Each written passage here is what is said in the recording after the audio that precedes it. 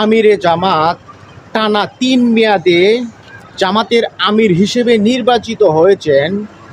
একটি স্টেজে কিংবা শপথ অনুষ্ঠানে জামাতের আমির ডক্টর শফিকুর রহমান যেভাবে অশ্রুসিক্ত নয়নে জামাতের শপথ অনুষ্ঠান পাঠ করলেন, এতে করে মনে হচ্ছে তিনি এই দায়িত্ব পাওয়ার পর তার মাথার উপরে আসমান পরিমাণ কিংবা জমিন পরিমাণ একটি বোঝা চাপিয়ে দেওয়া হয়েছে।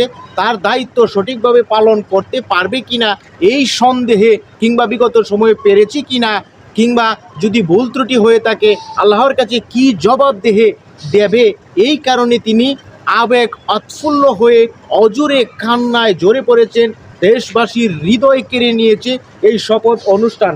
অথচ অন্যান্য রাজনৈতিক দলের যদি এ ধরনের প্রধান নির্বাচিত কিংবা সভাপতি নির্বাচিত করা হয়, ফুলের শোভা কিংবা সারা দেশে মিষ্টি বিতরণ, আনন্দ শোভাযাত্রা, ডুল তবলা নেচে গেয়ে উদযাপন করা হয়। এটাই ইসলামিক রাজনৈতিক দল এবং রাজনীতি যেই একটি রাজনীতি যে একটি জনসেবা, এটাই প্রমাণিত হয়। জামাতের রাজনীতি কিংবা ইসলামী রাজনৈতিক দলগুলোর রাজনীতি আর অন্যান্য রাজনৈতিক দলগুলোর রাজনীতি পদবি পাওয়ার জন্য রাজনীতি নয়, ক্ষমতার লোভ লালসার জন্য রাজনীতি করে না। এটাই কিন্তু অনন্য একটি উদাহরণ হতে পারে বলে অন্তত আমার কাছে